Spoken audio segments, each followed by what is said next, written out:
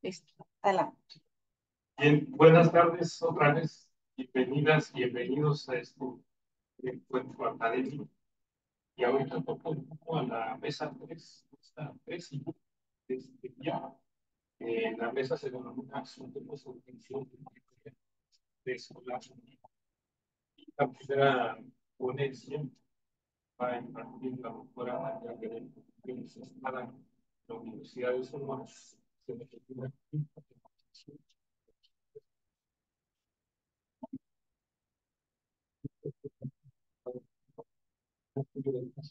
Bueno, brevemente para la presentación son 20 minutos de exposición. Parte 3 para que termine el tiempo. Voy a mostrar esta parte para no interrumpirnos. Y luego ya, cuando se termine, esta parte. Casi, casi. Adelante, doctor. Gracias. Gracias. Buenas tardes. Voy a agradecer a los de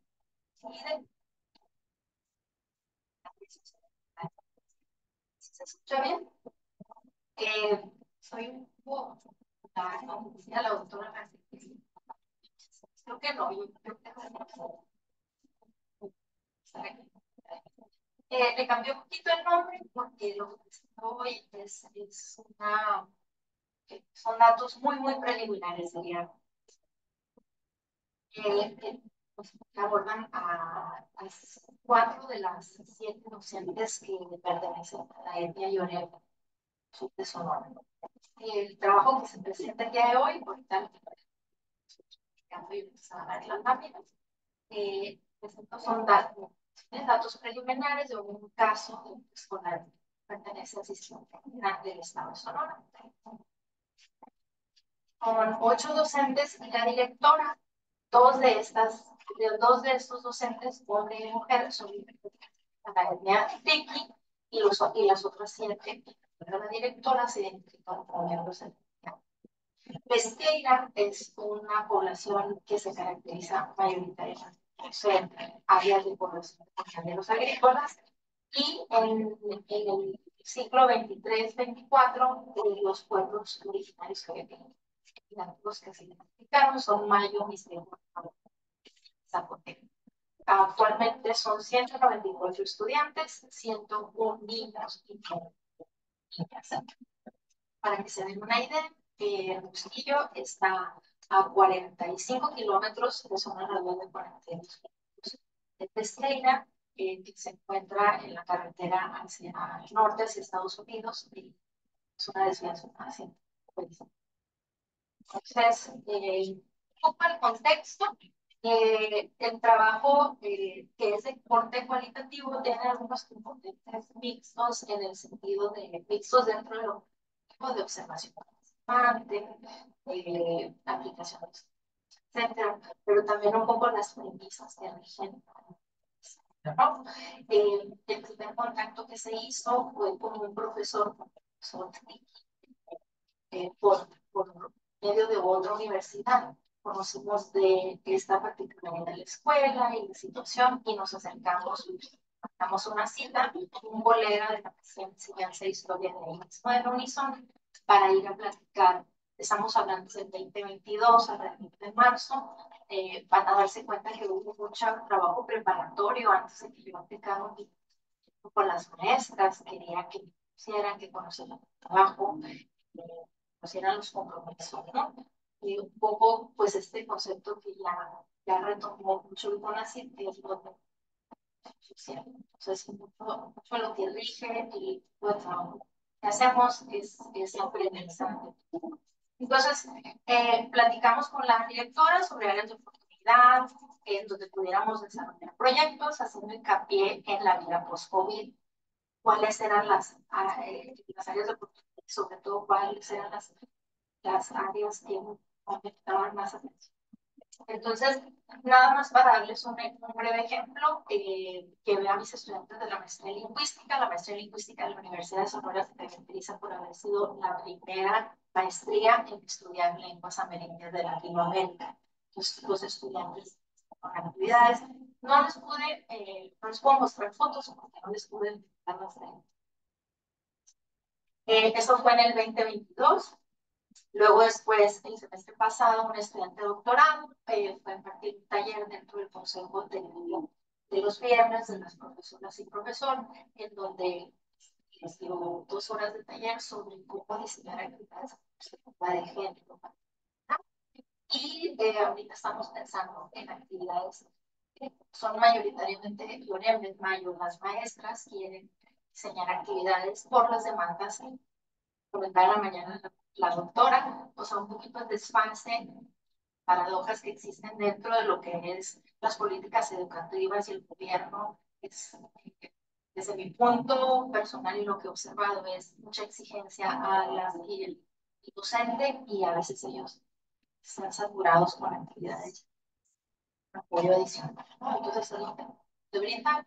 Entonces, una idea, les hablamos de la mala palabra actual de la inteligencia artificial, pero de muy nobles en lo que es diseño de planeaciones didácticas. Se registró un proyecto y el proyecto pues converge en algunas inquietudes sobre conceptualizaciones. Es muy ambicioso el proyecto, entonces ya he depurado algunas cosas. Damos cuenta que no todo se puede hacer. Sobre conceptualizaciones, grados de lingüismo, a la mañana algunas cosas sobre eso, así como desarrollar estos perfiles sociolingüísticos, las rutas de decisión que no son tan lineales en las particularidades de los hablantes de esta. Y les voy a mostrar unos de la foto de la mano derecha es la estudiante de doctorado, también es el taller, ella estoy yo en el fondo, sí, y del lado izquierdo logré también solicitar un proyecto que me dieron de pesos para material para la escuela, y estamos con un subproyecto ahí, hacer un mural hablando de construir identidades, así se llama, construyendo la identidad del preescolar, y pues la directora me pidió que les donara precisamente hojas para imprimir, tintas, porque hay profesores del programa indígena. El profesor en educación básica en México es muy mal pagado, pues en la escuela indígena peor, ¿no? Entonces se gastaron 26,000 pesos de todo, y el resto fue gasolina, ¿no? Entonces, los no voy a abundar mucho en la teoría sobre el impuesto, porque quiero que me hacen para que vean hallazgos preliminares. Pero una de las cuestiones que he encontrado, y que esto ya proviene un poco de lo que fue mi tesis doctoral, yo estuve trabajando con maestros trilingüe por allá de 2008-2011 en la población del sur de Sonora, y el maestro perteneciente a la etnia Mayo y Oremi, enseñaba inglés y Mayo, pero siempre en inglés. Mayo. Entonces, de ahí están algunas como retos de estas, de la nomenclatura correspondiente a lo que es el lingüismo, y esas líneas limpias, ¿no? Que siempre se predominan en lenguas mayoritarias, ¿no? Entonces, de ahí pues salen cómo los denominamos, hablamos en aquel entonces como de esta cuestión de la incoherencia. Y me encontré este término que es bastante viejito, pero porque empezaron a poner los punteros de los nuevos hablantes. Pero me gustó, porque sabe que es como de los 70, que me gustó la definición. Entonces es un poquito lo que estoy tratando de construir.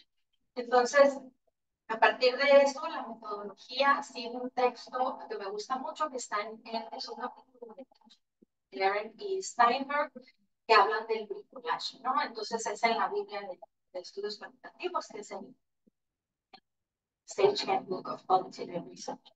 Entonces ellos hablan de esta investigación comprometida, crítica, pues aunque no necesariamente usan la palabra descolonizar, digamos que se adhiere un poco a esa ideología. Es una aproximación a la escuela pues desde lo metodológico es captar esa esencia de la experiencia humana. Y algo que rescaté de esa tesis doctoral fue que yo decía, en palabras pobres corrientes, que observaba que más en los se hacían mucho. O sea, entonces hablaba de este concepto que en España se dice agencia, la traducción en la lingüística es agencialidad, pero es qué haces tú en el rol, qué decisiones tomas, qué juicios emergen a partir de tu cara. Entonces, ¿qué lleva a las docentes que ahorita estoy observando y colaborando con ellas y con ellos sobre a seguir en sus profesiones, a seguir sus profesiones y cuáles son sus competencias? Y pues les puedo decir en estos casi 2 años que estoy, ellos están tratando su comunidad con sus temas. Entonces, la posicionalidad activa, pues es el que ahora, como hablaba la doctora tenía en la mañana, no es, pues yo les puedo decir, mis primeras observaciones siempre es porque tienes el cabello así, pálida, no tiene sol. Entonces, es lo bonito de la participación, entonces es participación que requiere una interacción constante. Entonces ya les platico un poco de las maestras, son 7, y ahora solo reporto 4, porque estuve viendo las referencias de común y porque el instrumento lo adapté de una entrevista estructurada que hicieron Santos García, Ramírez Torres y Delgado, el doctor Santos García, antes de juntarse, el instrumento lo adecué por las distancias, aunque no está muy lejos, es que ir al bolsillo, está la cuestión otra vez en la carretera, que soy mujer, manejar sola, es una carretera hable, entonces se los mandé electrónico, lo adopté un cuestionario cualitativo, que son para esas que sí existen, lo planteamos, pero son muchas preguntas, entonces sí, muchísimo tiempo y eso se para empezar. Entonces por eso estamos corriendo. Entonces, hoy me voy a enfocar en 4 preguntas que a la hora de estar el micrófono no me lo supera. Ahí está mejor, perdón. Entonces, 4 de las preguntas son las que nos voy a hoy de esas 4 participantes. Entre ellas están, te llamaron la atención alguna vez por hablar tu lengua indígena en la escuela y tu opinión al respecto. ¿Sentías que tus profesores tomaban en cuenta tu origen indígena? ¿Cómo lo manifestaban? ¿Te hubiera gustado un trato diferente o igual? ¿Qué cosas te hubieran gustado que hicieran? Y en la 36 y 37, experiencias positivas en el uso y fortalecimiento de tu lengua. 37, experiencias de aprendizaje exitosas. ¿Qué factores crees que favorecen el aprendizaje?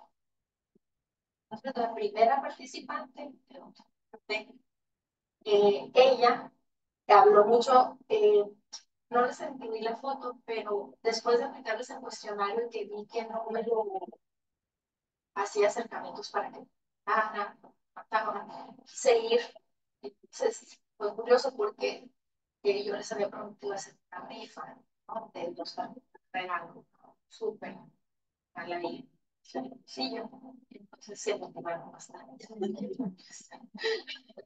Entonces fue muy buena estrategia para darles que lo dieran y les llevó un pastel que no las iba a ver el día del maestro. Entonces, sí, tuvimos una charla, me los pegaron y les dije, ¿quieren añadir algo más? Entonces, una sesión de preguntas y respuestas, porque me interesaba. Entonces, ya platicamos un poco más de dónde viene el interés por estudiar, más de la Escuela de Sur Sonora, estuvieron muy interesadas, ¿no? Entonces, si se fijan en la 31, voy a estar haciendo, ahí está, en la 31, le llamaron alguna vez la atención, ella dijo que no, pero que sus compañeros se sentían. Entonces, una de las cosas que vemos en este tipo de investigaciones, damos solo a la cuestión de la educativa, el ejercicio lingüístico, la intersección. Nos dice discriminación, sí, y racismo, racismo es muy presentado, ¿no? Y hay varias principios que ellas miran y el profesor que me ha dado, ¿no? Entonces, entre los factores que para ella, en la pregunta 36, para fines de más rápido, los estoy resumiendo, las experiencias positivas, ella narra, pues, mantener su empleo, mantener la lengua de su familia materna y ayudar a rescatar la lengua. En el caso de la siguiente maestra, es muy curioso porque dice en la pregunta 32, si te acuerdan, ¿qué sentías que los profesores tomaban en cuenta tu origen? Ella empieza a narrar que ella no sabe cómo se dieron cuenta que ella no era. En el caso de la maestra M, sus dos padres, madre y padre, tienen educación, licenciaturas y son bilingües español. Entonces, aquí pueden ver, ella señala el trato a partir del conocimiento y descubrimiento que ella participaba. Pues empezaron a burlar de ella y ella, pues, resalta que a ella le hubiera gustado que los pues, tomaran acción en esos actos y que pues también fue una etapa de aislamiento para ella, ¿no? Dice, estos 3 años de primaria, que fueron los últimos cuando ella llega a Hermosillo, fueron de un par de amigas y poca interacción. Pero curiosamente, algo que se rescata de regreso, ¿no? De la 37, ¿cuáles han sido sus experiencias de aprendizaje exitosa? M nos dice que curiosamente justo antes de la pandemia, la Universidad de Sonora, en los años recientes, digamos que en los últimos 10, 15 años, se imparten clases de mayo, de ya. Entonces ella llegó a un taller y se dio cuenta, ahí vamos otra vez con estos mitos del bilingüismo, si no aprendes la lengua cuando estás pequeño, entonces no la vas a aprender. Y ella dice, no, yo la aprendí, y me gustó, pues, aprendí. La maestra T, de 42 años, ella curiosamente habló mucho de una escuela federal que tenía maestros indígenas. Aquí hay dos maestras, ella y la que sigue son dos maestras que la niñez y su educación primaria, su educación básica, influyó en sus decisiones de docentes. Entonces ella habla de que, me regreso, yo sé que es un poco tedioso esto, pero dice, sentías que tus profesores, perdón, es la 36, experiencias positivas en el uso y fortalecimiento de la lengua. Entonces ella dice, se fortalece la cultura, las madres de familia rompen su miedo a ser tal cual y expresarse libremente.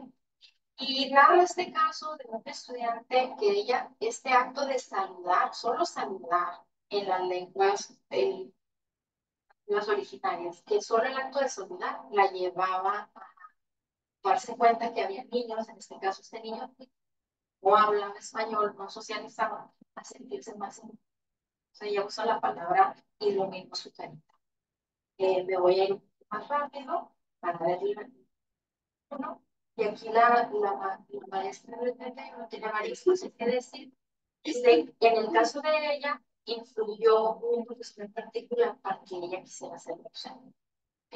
Entonces habló mucho de que en su comunidad sí se hablaba la lengua, que a ella le hubiera gustado que hubieran más actividades, ¿sí? Para fomentar la lectura y escritura en la lengua, y que de las cosas positivas son que tiene una plaza, que es una experiencia muy positiva, que aprobó el examen oral y escritura.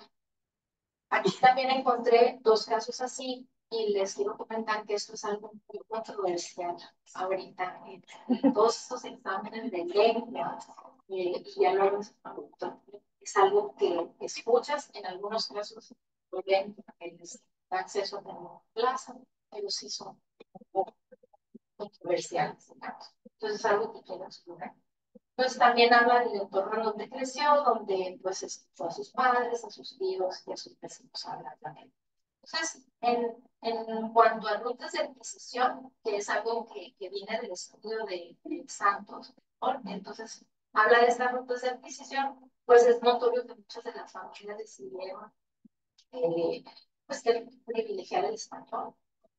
Y yo cito un poco un estudio de una estudiante de maestría en lingüística egresada, una de mis tesistas, que ella hizo un estudio en Oaxaca con la comunidad zapoteco, que ella misma habla perteneciente a esa comunidad y que nos cita, dice, sus padres y madres que de la misma forma, en cómo ellos aprendieron español, de esa misma forma tienen que aprender español. Entonces, a veces creemos, y eso es algo que las personas que estamos en lingüística aplicada tenemos que, cómo aprendemos el inglés, en lenguas coloniales, ¿no? Entonces, se ve que es recurrente. Entonces, para fines de cerrar, algunas implicaciones que pienso yo en cuestión de trabajo pendiente que tengo con la comunidad, pues documentar y trazar de manera más precisa las trayectorias y las rutas de adquisición. Ya me dieron precisamente por esa reunión que tuvimos, quieren hacer ellas que las entreviste, y sobre reflexionar sobre los tipos de lingüismo o desmitificarlos, ¿no? En implicaciones futuras, pues yo siento que hay una necesidad, como alguien que trabaja desde la disciplina en más trabajo de este tipo, para documentar precisamente estos procesos educativos y evidenciar las áreas de crecimiento y estudios micro, macro, este aspecto de la inclusión social, cómo contribuyes con material, con apoyo. A veces hasta siento que son sesiones catárticas de las maestras, como decir, hacer consejos, ¿no? Y algunas reflexiones. Esto es algo muy reiterativo en la literatura, sobre todo cuando hablas de paisajes lingüísticos, de las nociones estas de al simbólico, cultural, deportivo. Es algo que ves mucho y me llama mucho la atención. Pues sigue siendo vital recuperar desde la perspectiva y experiencia de las docentes indígenas, sus prácticas, pero sobre todo este estudio me gustó mucho porque menciona la creación de espacios seguros, en la promoción del lengua a través de la comunicación. Yo sé que la doctora María Ciesas en México trabajó con sus siglas, con WhatsApp, entonces hay como que extender los campos y usos de la lengua. Y pues, Muchas gracias.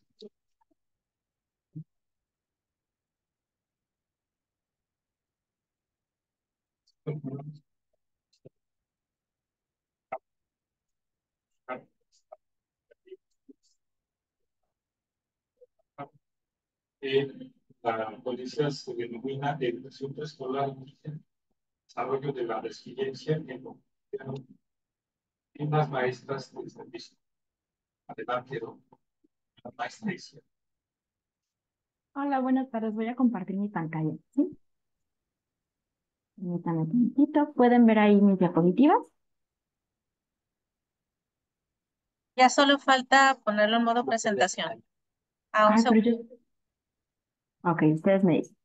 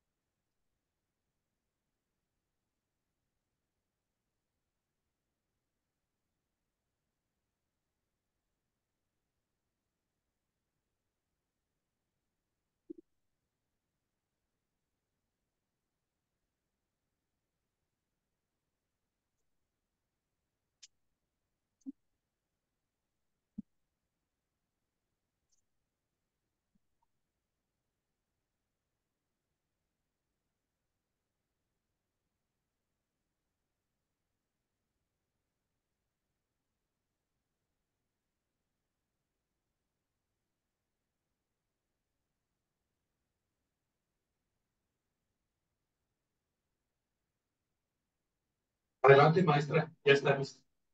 Muchas gracias. Bueno, buenas tardes. Como mencionaron hace ratito, yo vengo a presentarles mi ponencia titulada Educación preescolar indígena, desarrollo de la resiliencia en lo cotidiano en las maestras del servicio.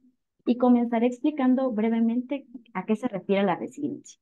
Este engloba una clase de fenómenos en donde un sistema ha sido amenazado, impidiendo sus operaciones exitosas. Frente a estas situaciones, surgen diversos patrones para lograr la adaptación y enfrentar el contexto adverso. Esta resistencia es relativa a cada experiencia de cada persona, pero particularmente en la educación la resiliencia se ha abordado desde dos vertientes, desde los estudiantes y desde los profesores. Respecto a los estudiantes, se aprecia como esta capacidad que desarrollan para combatir las adversidades que los vulneran, Y por parte de los profesores se ve como este papel docente es un recurso para promover la resiliencia en sus estudiantes. En esta segunda es que se encuentra ubicada la resiliencia en lo cotidiano. Gu en 2017 indicó que algunos profesores permanecen en el servicio profesional docente y solucionan las dificultades que enfrentan en sus contextos de actuación gracias a la resiliencia en lo cotidiano.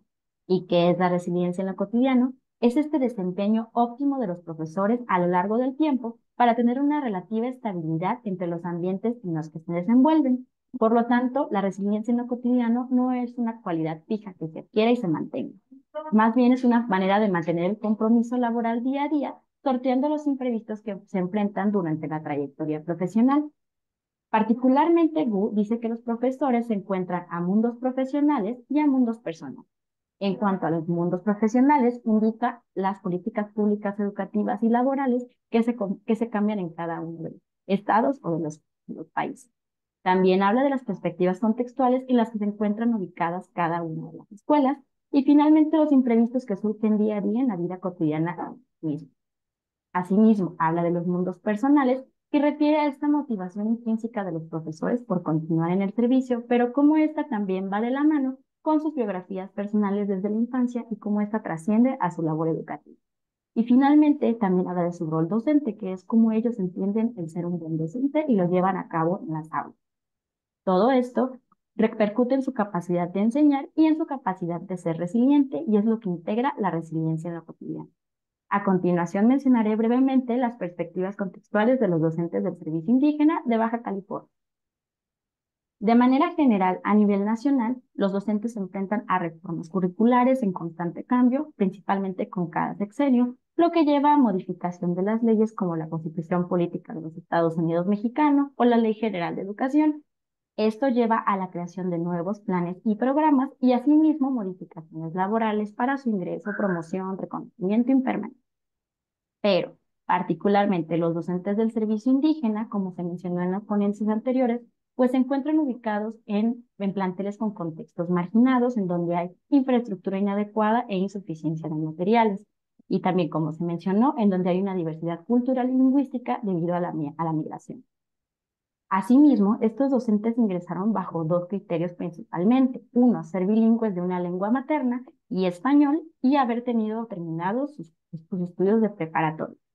Por tal motivo, ellos se prepararon en el servicio principalmente por la Universidad Pedagógica Nacional y la mayoría de ellos en la licenciatura en Educación Preescolar y Educación Primaria para el medio indígena. Además, las cifras mencionan que ellos cuentan con un menor salario en comparación con los docentes del resto del servicio y del resto del país. Bueno, todas estas condiciones que acabo de mencionar demandan de los docentes del servicio indígena conocimientos y habilidades específicas para desempeñar su labor educativa. Por lo tanto, el propósito de esta investigación fue identificar las experiencias laborales y personales que revelaban las narrativas biográficas de 3 docentes adscritas al servicio indígena de Ensenada, Baja California, vinculadas a la resiliencia en lo cotidiano. De manera general, el método empleado fue bajo un paradigma interpretativo, un enfoque cualitativo y una perspectiva epistemológica del subjetivismo. El tipo de estudio fueron narrativas biográficas y el contexto preescolares, como se mencionó anteriormente. En este participaron 3 educadoras que cumplían con una doble función y ellas son Rita, Frida y Gabriela. Evidentemente los nombres están cambiados para respetar las cuestiones éticas de ellos. Las técnicas e instrumentos empleados fueron entrevistas semiestructuradas con su respectivo guión de entrevista y la observación participante con su guión de observación y notas de campo. Todo el corpus fue analizado a partir de 3 análisis, el cualitativo de contenido, el cualitativo y el narrativo. A continuación les presento los resultados de cada una de las maestras. Comenzaremos con la maestra Rita. La maestra Rita es originaria de Oaxaca y habla tanto el mixteco como el español, por lo tanto ella se considera una persona mixteñita. Durante su infancia estudió la educación preescolar en su comunidad de origen y también la primaria. Y recuerda que en la primaria había docentes que no eran de la comunidad, que llegaron a dar clases y que llegaban a ser ofensivos con los niños que hablaban la lengua materna y que incluso no les permitían hablarle en sus salones. Posteriormente, en su adolescencia, estudia la secundaria en una secundaria privada porque no había secundaria pública en su comunidad. La culmina, realiza sus estudios de bachillerato también en su comunidad y decide ingresar a la educación. Sin embargo, presenta examen en la normal y por cuestiones personales no es aceptada en el mismo. A pesar de esto, ella continúa con esta intención de ser maestra en su vida adulta y es cuando llega a Baja California, en donde solamente venía de visita a ver a familiares y de pronto se da cuenta que hay una oportunidad para ingresar al servicio indígena y decide quedar. Presenta examen para un curso de inducción, es aceptada y posteriormente, una vez que lo culmina, inicia su labor docente. Ella en un primer momento es enviada a Tijuana, donde estuvo como docente frente a grupos, y para ella esta situación fue difícil porque tenía a su cargo 33 estudiantes multigrado, y además menciona que no había los recursos suficientes para darles clases a todos. También, posteriormente fue enviada a la periferia de Ensenada en la escuela en la que se encuentra actualmente. Ella recuerda que su situación al llegar fue difícil porque no había un terreno propio para la escuela, sino que era un espacio prestado y provisional en el que ella trabajaba. También dice que después de diversas gestiones, ella obtuvo el terreno y así es como lograron construir poco a poco el preescolar. Ella indica que el trabajo con los padres de familia fue sumamente importante para que se pudiera construir el preescolar y posteriormente, estando ahí, empieza a cumplir una doble función porque el jardín comienza a ser bidocente. Y después hace un examen y queda como directora del servicio. Una vez que continúa en el servicio, le piden que estudie la licenciatura para seguir en el mismo y estudia la LP. Ella recuerda esta experiencia que fue apropiada para ella porque tuvo una buena interacción con sus compañeros y le gustaba tanto estudiar que terminando la LPEPNI decide iniciar una maestría en práctica docente. Al unísono que estaba de directora de maestría, en la maestría, perdón, comienza a atender 3 extensiones escolares. ¿Qué es esto? Que ella tenía su base en una escuela, pero la mandaban a preescolares nuevos y de nueva creación para que ella los fundara, censara y de esa manera pudieran ingresar a trabajar con nuevos docentes que ingresaban al servicio. Para ella esta situación fue difícil porque estaba dejando su grupo, tenía la dirección y al mismo tiempo estaba haciéndose cargo de 3 escuelas al mismo tiempo.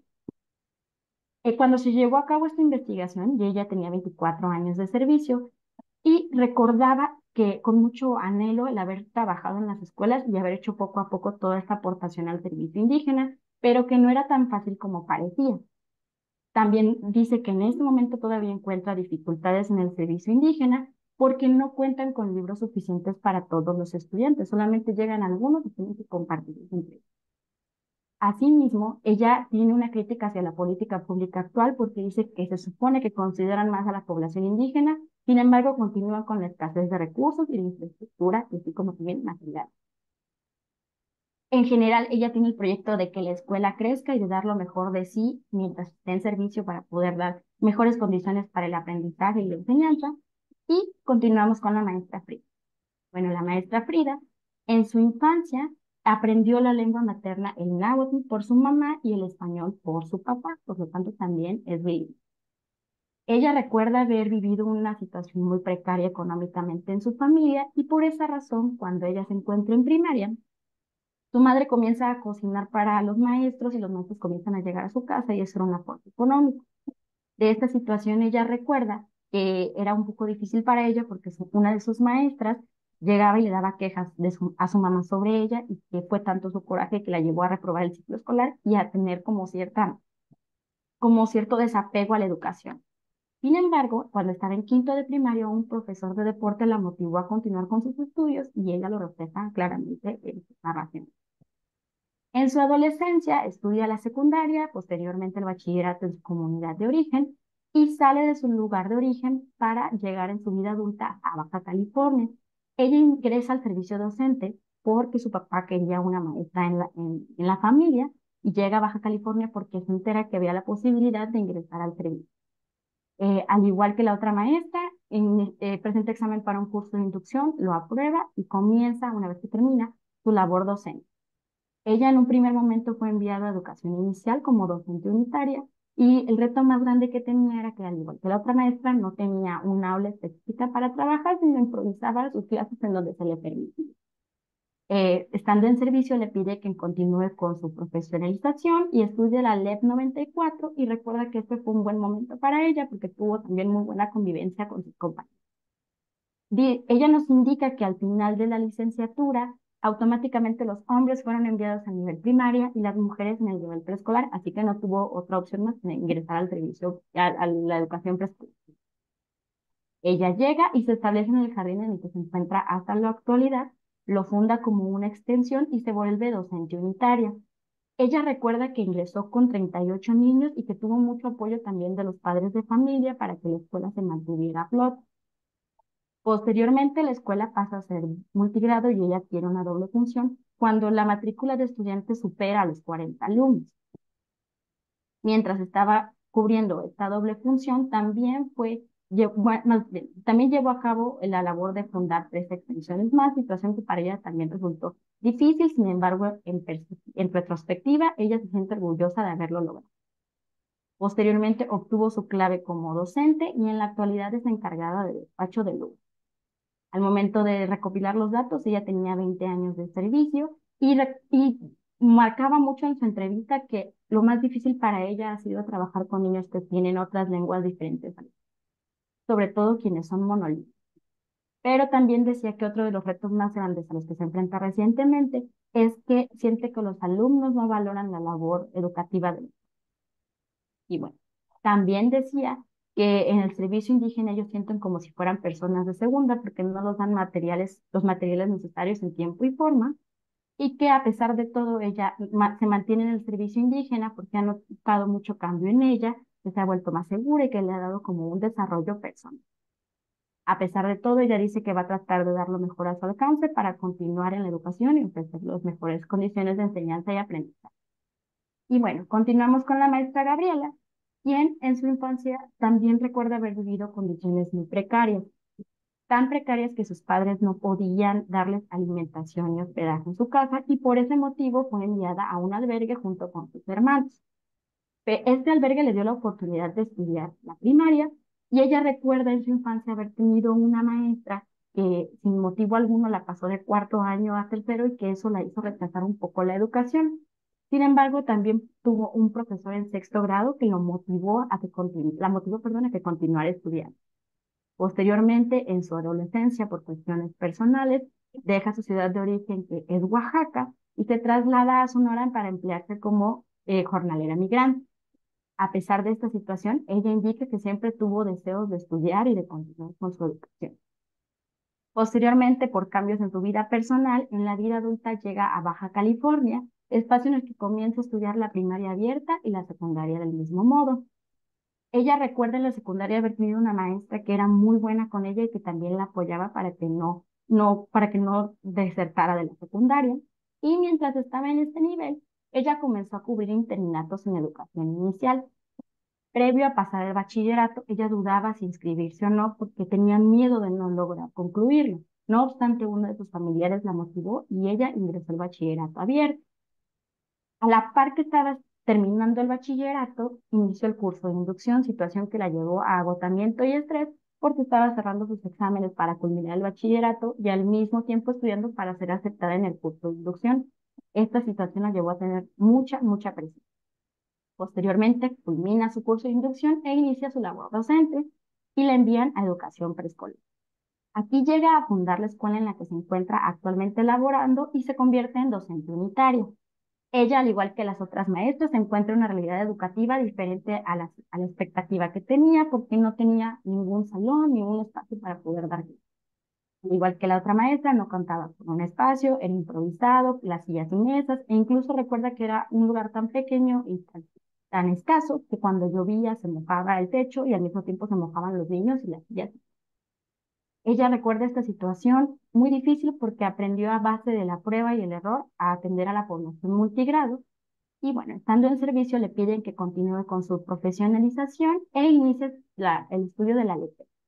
Esa experiencia también la recuerda muy buena porque podía compartir experiencias con sus compañeros y posteriormente le dan una doble función como docente y como director en la escuela. Al momento de la entrevista ella tenía 20 años de servicio y recuerda cosas muy particulares de su trayectoria laboral. Una de ellas fue cuando llegó la reforma educativa en la que ella y otros maestros expresaban tener miedo por perder su plaza. Asimismo, ella indica que la carga administrativa de las personas que están en doble función es demasiada porque ni te permite cumplir con las acciones pedagógicas ni con las administrativas en su totalidad, lo que le lleva a tener mucha más carga laboral. Sí, pero a pesar de todo, lo que le hace feliz es que es reconocida por los padres de familia y que ha sido reconocida por la supervisora, quien le ha dado notas laudatorias por su excelente trabajo. Y bueno, de manera general les muestro los resultados de las tres. En sus mundos, perdón, perdón. En sus mundos profesionales, ellas encuentran en la política educativa ciertas pautas. Solicitan que sean condiciones educativas para todos los servicios, para el general, el comunitario y el indígena. También desean que las propuestas que son dirigidas al servicio indígena particularmente se cumplan y que se valore el esfuerzo de los profesores que están frente a grupo en estas condiciones. En cuanto a sus contextos, en su ingreso todas fundaron espacios educativos, tuvieron que hacer gestiones para tener aulas, ventanas, sillas, mesas, etcétera, y se formaron a base de la prueba y el error en la atención multigrado. También todas atendieron una doble función y se profesionalizaron en servicio. En las condiciones laborales, ellas indican tener cambios culturales y sociales en su entorno. En cuanto a los imprevistos, mostraron que resolvieron cada una de las circunstancias a las que se enfrentaron, lo que significó una pauta para desarrollar su liderazgo. Por su parte, en los mundos personales, en cuanto a su motivación intrínseca, mostraron en no desistir por sus objetivos ni metas planteadas. Y en su biografía personal, no, mostraron que el desarrollo de la resiliencia se dio desde etapas muy tempranas, que todas ellas migraron en búsqueda de mejores oportunidades y que tuvieron impulso de docentes y de familiares para continuar a pesar de las adversidades. En cuanto a su rol docente, mostraron determinación, motivación, perseverancia y reprodujeron en su vida como profesoras los modelos de los profesores buenos que tuvieron en su infancia. Todo eso repercutió en su capacidad de ser cliente. Y en conclusión, esta investigación muestra que hacer efectivo el derecho a la educación requiere no solo de aquello que esté establecido normativamente, sino de profesionales de la educación resilientes en lo cotidiano que desempeñen su labor a pesar de las complejas circunstancias. No obstante, lo anterior no sustituye la responsabilidad del Estado para asegurar la atención a todos los niños y todas las niñas y ofrecer las condiciones necesarias para hacerlo. Bueno, les agradezco, les muestro mis referencias y muchas gracias por su atención.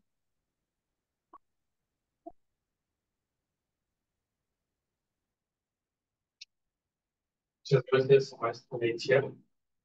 Continuamos con la tercera ponencia de esta mesa, que se denomina la Escuela Indígena, Expresiones de Trabajo Docente en Primarias Indígenas Multigrado en Baja California.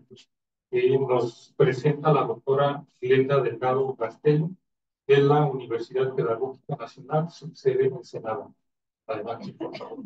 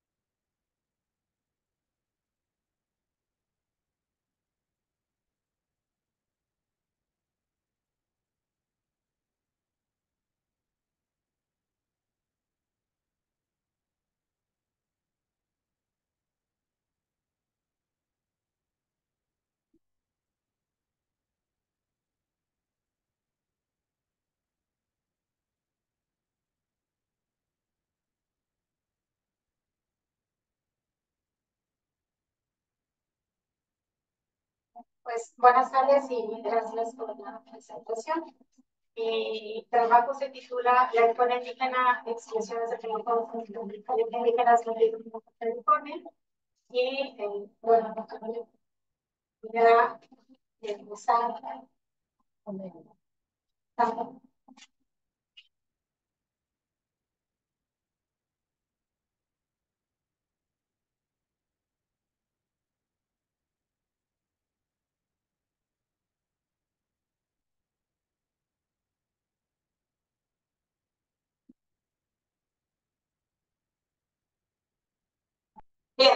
Bien, los antecedentes del trabajo que ahora mismo voy a comentar son, al igual que el de los colegas, pues derivadas de intervenciones, acercamientos a profesores que forman parte de escuelas multigrado instaladas en distintos contextos del Estado. Al igual que mis colegas, observé pues que el trabajo de los profesores no se centraba únicamente en la enseñanza del currículo sin dar más a cambio, sino que había una multitud de tareas que asumían con la intención de lograr aprendizajes de estudiantes, pero sobre todo sostener y mejorar a las escuelas. De ahí que pues surja el interés de llevar un estudio centrado en, pues, en indagar con mayor profundidad en el trabajo que llevan a cabo esos profesores. Sustenté, digamos, la relevancia de llevarlo a cabo, dado que pues, las primarias multigrado en todo el país representan al menos el 40% del total, sobre todo si estamos hablando del nivel primario. Y bueno, en el caso de las primarias indígenas, ese porcentaje aumenta a más de 6. Quiere decir que más de 6 de cada 10 escuelas funcionan o operan con menos de 6 profesores, normalmente con 2 o 3, que además de atender a sus grupos de estudiantes, asumen las funciones de dirección, lo cual aumenta el número de tareas que tiene que llevar a cabo un profesor en una jornada de escuela, lo que no es poco. Además, estas escuelas, como ya lo han comentado, se instalan mayormente en entornos rurales con carencias muy marcadas, ¿no? Con condiciones deplorables en muchos casos. Y bueno, creo que eso todavía motivó mucho más llevar a cabo ese trabajo. Como ya también se ha dejado claro, en Baja California son 24 los planteles multigrado de primaria, atienden una alta diversidad, así lo denominé. No solamente se matriculan niños de los pueblos originarios de este estado, los Palpán, el Capado Junior, sino que también atienden mayormente a niños migrantes provenientes sobre todo de Oaxaca, Chiapas, Guerrero, pero también de Michoacán, de Sinaloa, Jalisco, Nayarit y Veracruz, como ya se ha señalado. Los maestros son igualmente indígenas, en su mayoría hablantes de alguna de las lenguas de sus estudiantes. En algún momento fueron niños indígenas y una vez estando en nuestro estado deciden quedarse con sus familias y se formaron para ser profesores. También es visible en muchos de sus planteles el deterioro de la infraestructura y el limitado equipamiento para su operación. Así pues, llevé a cabo un estudio del 2019 al 2022 con 2 objetivos específicos, que fue, en primera instancia, identificar los perfiles tanto de los profesores como de los estudiantes que formaban parte de estas 24 primarias y caracterizar el trabajo que llevan a cabo o que llevan a cabo en ese entonces los profesores, que no creo que sea muy distinto del que llevan a cabo. Con trabajo docente me refiero pues a todo lo que ya comenté, tanto la enseñanza del currículo, pero también esas otras actividades de organización de la escuela y del aula, y que bueno, que es, ya creo ha quedado bastante dicho, un reto para el profesor, sobre todo si estamos hablando que se lleva a cabo en entornos multilingües y multiculturales. De tal forma que la primera parte de mi estudio consistió en 2 entrevistas. Me acerqué a 2 profesores que formaban parte de una primaria de Ensenada, ubicada en un entorno periurbano, días antes de iniciar la pandemia, antes de que nos cerraran las escuelas, fueron así como una semana. Entrevisté a 2 de los 3 profesores que formaban parte de esa primaria y una vez hecho el análisis, emergieron 3 categorías que me parecieron pues muy interesante. Sí pude caracterizar a los agentes educativos de esta primaria, sí pude hacer una caracterización del trabajo docente, pero emergió una categoría que me parecía pues interesante, dado que considero que era el eje de todo ese trabajo docente. Identifiqué componentes. En un primer momento lo llamé principios del trabajo docente y lo que observé o lo que determiné fue que los profesores, ¿no?, posibilitaban su trabajo en la medida que establecían una visión, establecían propósitos claros de avance o de trabajo. Igualmente, el pacto entre profesores era fundamental. Llevaban a cabo prácticas inclusivas en todo momento, fomentaban las culturas y las lenguas indígenas y valoraban periódicamente el nivel académico de los estudiantes y con base en ello podían establecer mejoras tanto a su práctica, pero desde una forma muy reflexiva, con datos podían obtener. Asimismo, hubo un código que asumía, o bueno, que daba cuenta del deber profesional que resultaba de las reflexiones que podían hacer los profesores de su mismo trabajo a través de balances, preocupaciones, dejarlas explícitas e igualmente asumir responsabilidades. Establecían ante ello un compromiso claro, un compromiso profesional. De tal forma que una vez hecho eso, y cuando ya estábamos en pandemia, tuve que repensar cómo acercarme al resto de los profesores. Así que lo que me quedó por hacer fue hacer un censo, diseñé un cuestionario, más bien lo adapté, pero incorporé una dimensión al cuestionario en el cual tuvo la intención de preguntar si lo que yo había visto con estas dos entrevistas con esos dos profesores se replicaba en el resto de las primarias con los otros 24 profesores. Bueno, las otras 24 primarias. Así que envié cuestionarios por la Survey a 50 maestros, que era la totalidad de los profesores de las 24 primarias. Identifiqué que igualmente eran migrantes, el grupo mayoritario de profesores provenía de Oaxaca, 76% son hablantes del mixteco, zapoteco, triqui, y solamente el 12% forman parte de los grupos originarios de Baja California. No han tenido formación específica, es formación inicial para atender grupos multigrados, sino que la adquieren a través de la experiencia o por el acompañamiento de compañeros más experimentados. La mayoría de estos 47, si mal no recuerdo, se formaron en la UPN, institución a la que ahora me estoy, y el 50% tenía más de 8 ciclos escolares continuos en estas primarias, lo cual habla de la raíz.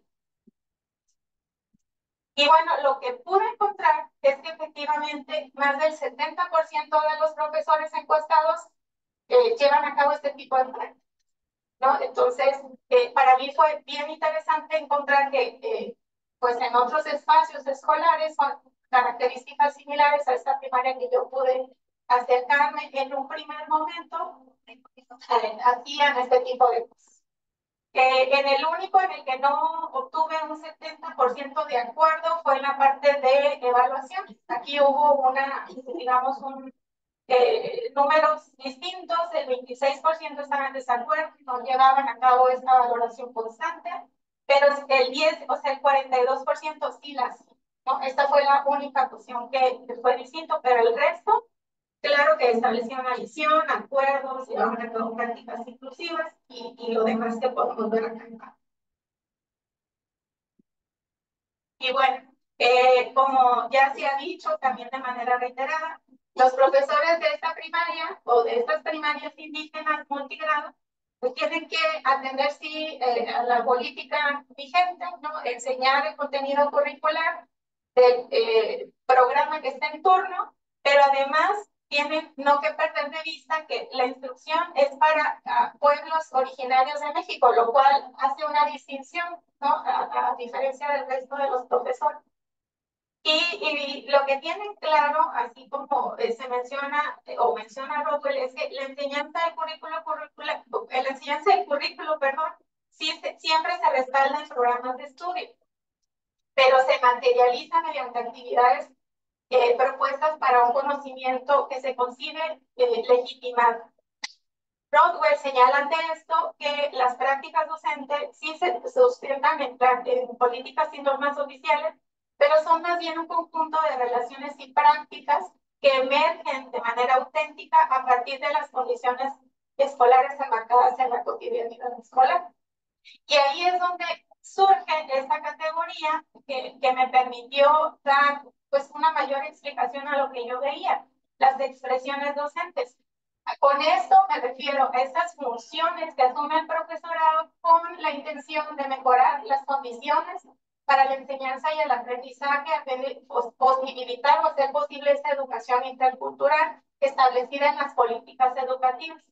Las expresiones docentes son visibles mediante prácticas en las que se involucran a diversos agentes e incluyen apoyen a las lenguas indígenas en las variadas situaciones escolares.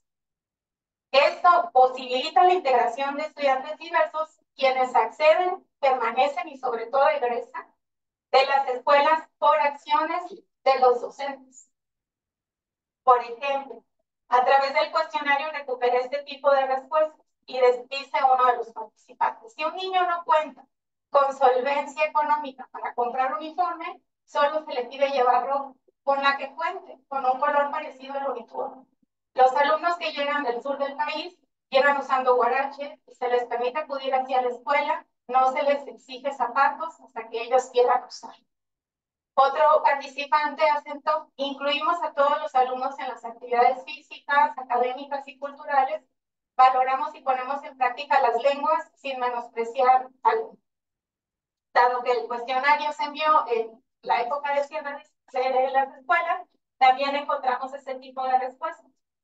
Uso diverso de medios digitales, el padre de familia se le haga más fácil, se refería al WhatsApp. Clases presenciales con alumnos sin medios digitales y mayor rezago educativo. De esto hablaré en un momento. Y atención fuera del horario escolar y en fines de semana para dudas académicas, que fue lo que más se presentó durante la pandemia.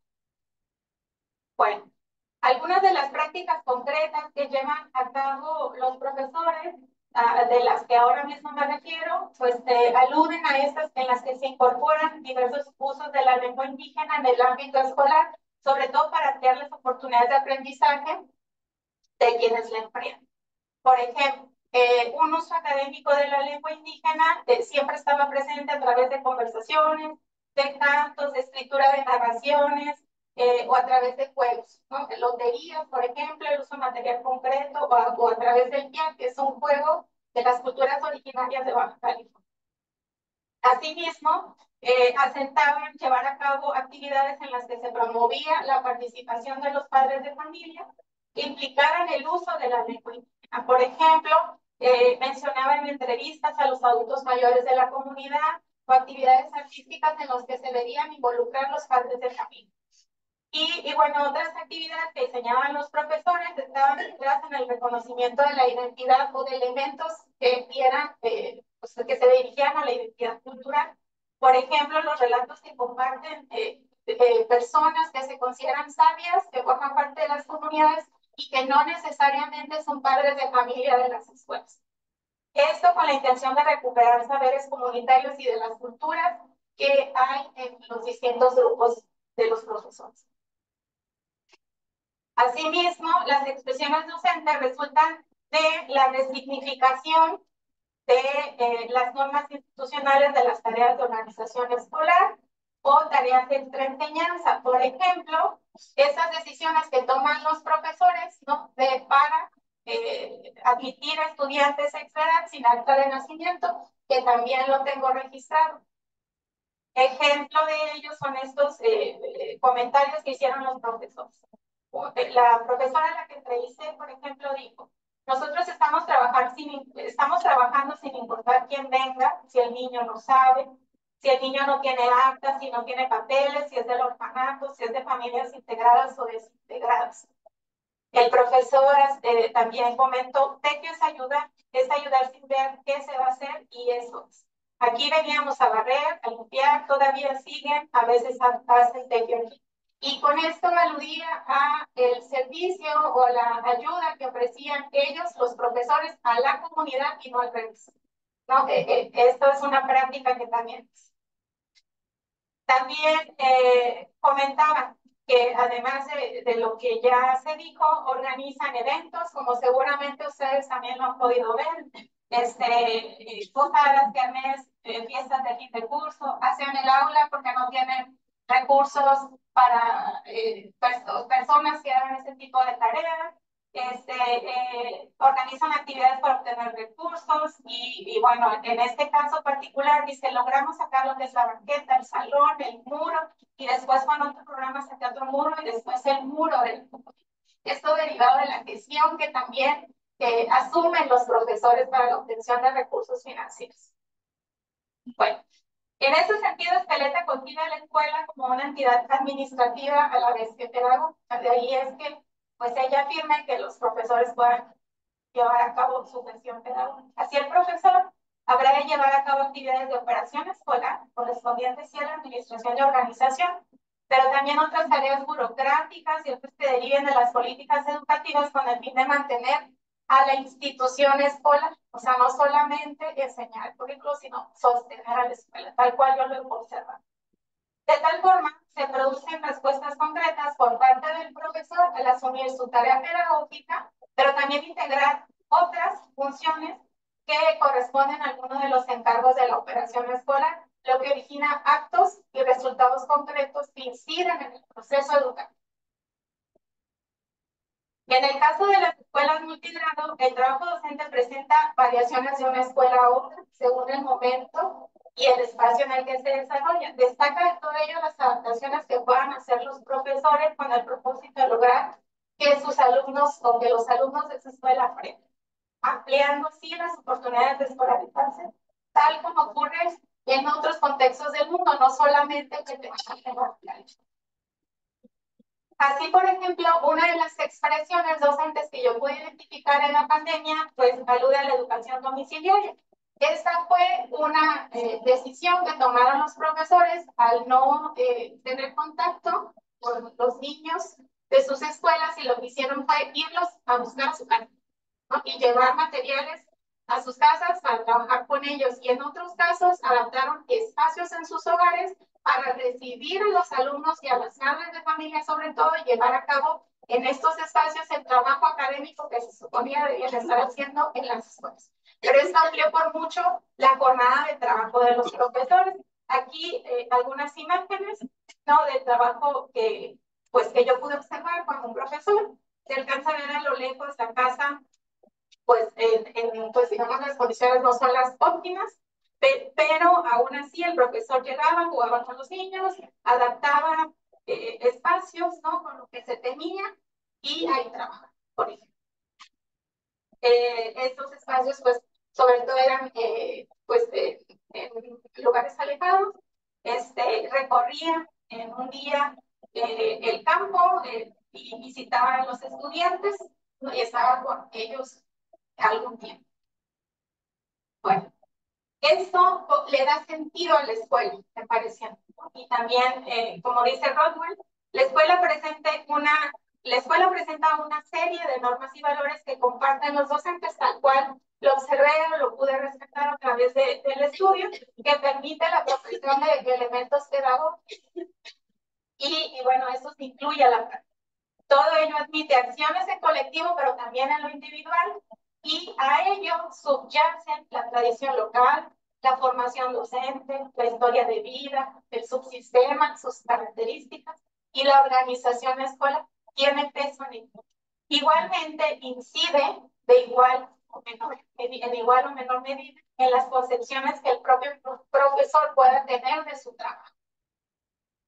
Y bueno, un ejemplo que me pareció pues importante traerlo acá fue que recuperé a través del cuestionario. Uno de los profesores comenta: muchas veces para los niños de escuelas multigrado, la escuela es un escape a la situación familiar, ya que por lo general están solos en casa porque sus padres trabajan, o es un lugar donde encuentran consuelo a sus necesidades o carencias familiares. Muchas de estas escuelas operaban con el programa de escuelas de tiempo completo y brindaban alimentación, además de mayor apoyo académico a los estudiantes. Eso hasta el 2022 que se canceló el programa. Y bueno, me parece a mí, a partir de lo que indica Rodwell, que esto da sentido al trabajo del profesor y lo sostiene también, lo motiva para tomar este tipo de decisiones. Ya para finalizar, me parece pues importante comentar que en la medida en que se producen situaciones y prácticas que acerquen a los profesores con madres y padres de familia, en las cuales se incorporen modos de hacer, de conocer y de organizar conforme ocurren en las comunidades, y estas se trasladen a la vida cotidiana escolar, se originan expresiones sociales. Así es como se posibilita. Y bueno, esto a su vez hace posible la escolaridad, en el caso de Baja California, de más de 1,400 estudiantes que pues presentan variadas cualidades y circunstancias, como hemos podido ver. Muchas gracias por su atención.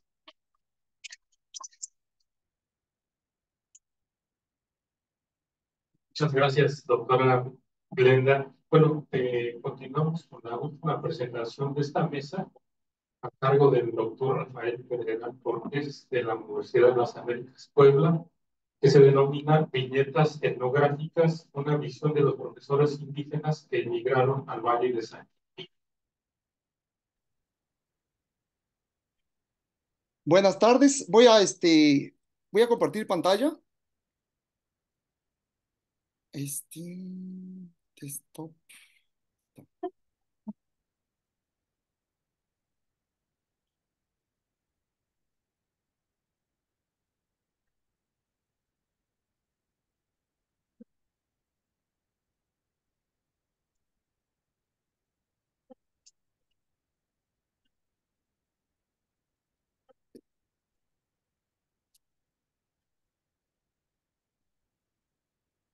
¿Se está viendo la pantalla? Sí, doctor Rafael. Bueno, entonces comienzo, ¿verdad? ¿Se escucha bien? Sí. Sí. Bueno, gracias. Bueno, voy a comenzar esta ponencia que se titula Viñetas etnográficas, una visión de los profesores indígenas que emigraron al Valle de San Quintín. Es resultado de mi estancia postdoctoral que tuve la oportunidad de realizar allá en Ensenada los años 2021 y entre 2021 y 2022 y forma parte del proyecto Otras Realidades de la Educación Indígena de Baja California que coordinó o está terminado de coordinar el doctor Juan Páez, ¿no? Entonces, bueno, yo originalmente hice un trabajo sobre migración, ¿sí? Migración no nada más de profesores, sino también de mercancías, de capitales, de todo lo que fluye, ¿no? A través de, digamos, esta zona transfronteriza, ¿sí? Que es Baja California. Y a partir de allí también hago este trabajo que es más bien etnográfico y que está narrado a manera de crónica, ¿no? Que es un poco la manera en que perciben los profesores indígenas de Oaxaca que migraron y se asentaron finalmente en San Quintín. Una serie de problemáticas, pero fundamentalmente dos, ¿no? Que fue ese cierre de escuelas durante la pandemia y un paro de labores y otra serie de problemas que voy a explicar con más calma. Bueno, el objetivo de, de esta investigación es analizar el significado que tuvo para los profesores indígenas oaxaqueños que emigraron al Valle de San Quintín haber regresado a clases después de un paro laboral y la pandemia por COVID-19, así como la manera en que han enfrentado sus diversas problemáticas. Eh, bueno, sujetos y métodos. Básicamente, esta investigación se basa en entrevistas semiestructuradas con observación participante. Utilizo la técnica de bola de nieve, que, bueno, como algunos de ustedes ya saben, consiste en que a partir de uno o dos contactos retomo otros contactos para entrevistar. Lo realicé en las delegaciones de Camalú, Vicente Guerrero y Lázaro Cárdenas, todas en el llamado Valle de San Quintín, Baja California, en dos momentos que fueron el primero del 8 al 11 de febrero de 2022 y el segundo los días 16 y 17 de marzo del mismo año. Y aquí, bueno, cabe mencionar que en el primer momento todavía estaban cerradas las escuelas y justamente yo inicié mi primera entrevista al otro día de que se dio la orden de que se terminó el paro laboral y que se abrieron ya las escuelas para limpieza originalmente y todavía se trabajaba en forma en línea. Y ya el segundo momento, que fue en marzo, ya me tocó poder hacer por primera vez la observación a grupo. Entonces allí fue cuando comencé realmente mi observación participante.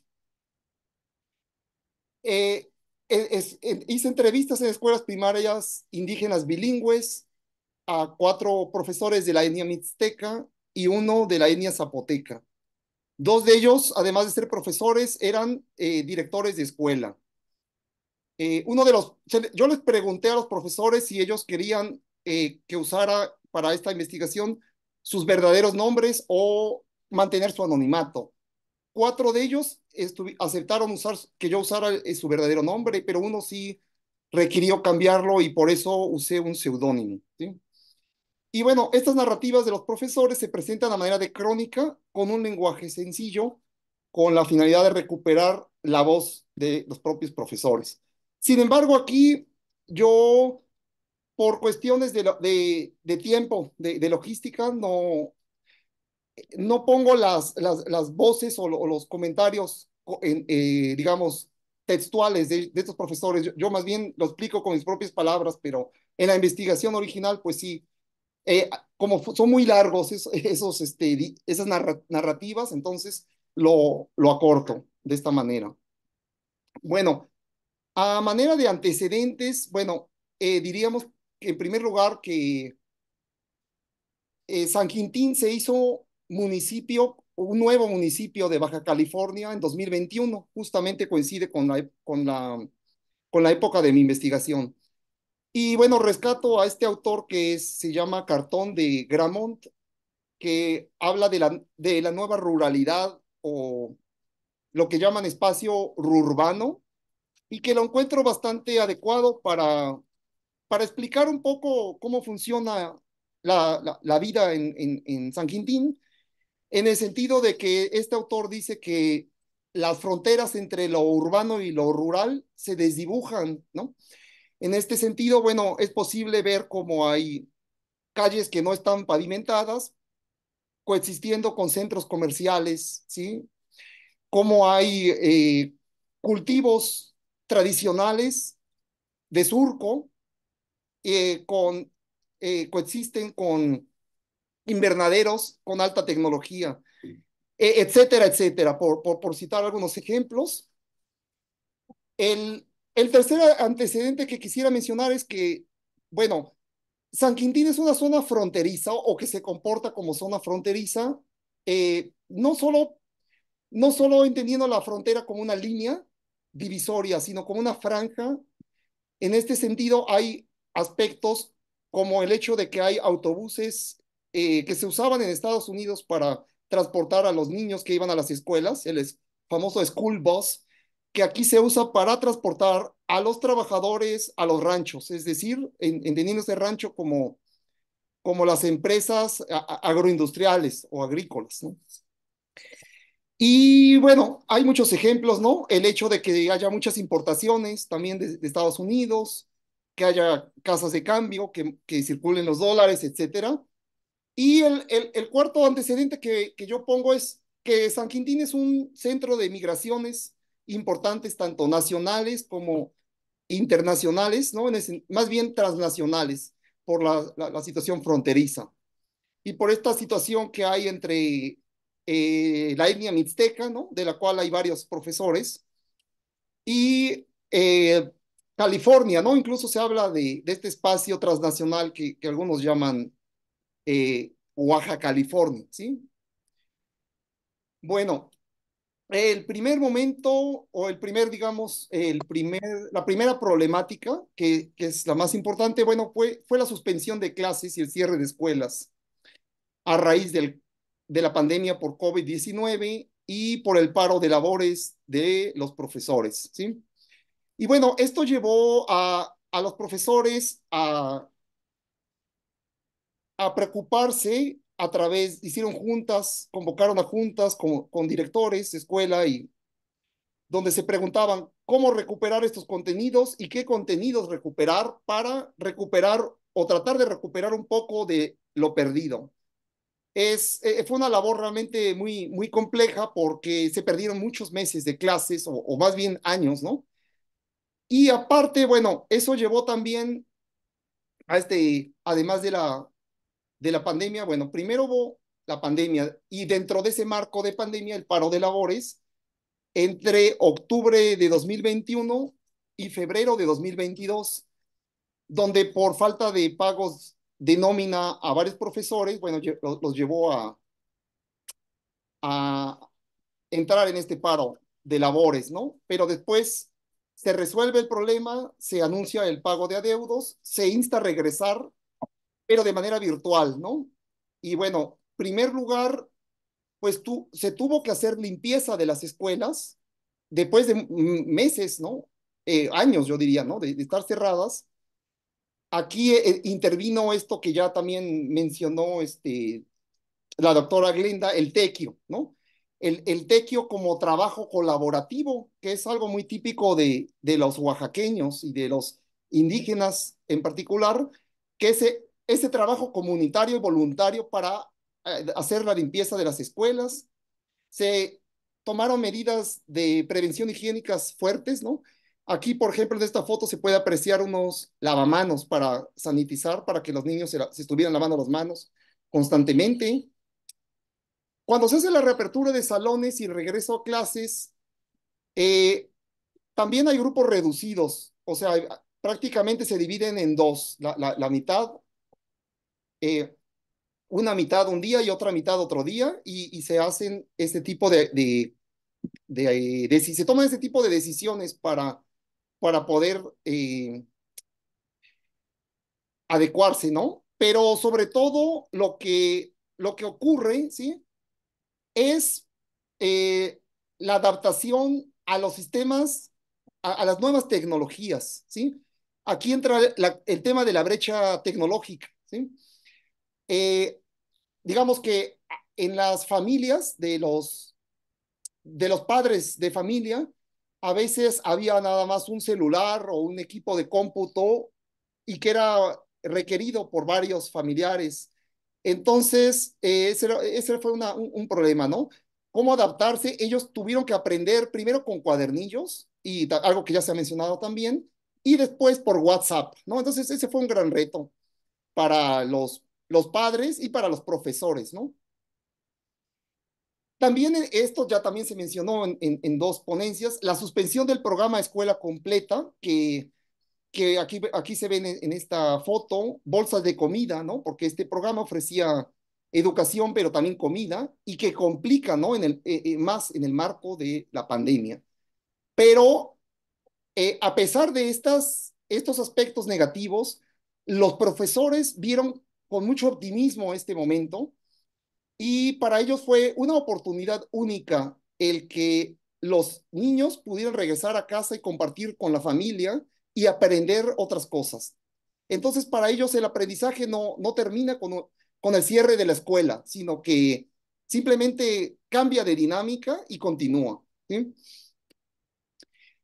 La deserción escolar. Bueno, antiguamente la deserción escolar se debía a que había migraciones temporales y las llamadas migraciones golondrinas, ¿no? ¿Qué es esto? O sea, una migración temporal era, por ejemplo, los jornaleros de Sinaloa que iban y venían entre Sinaloa y San Quintín, por ejemplo.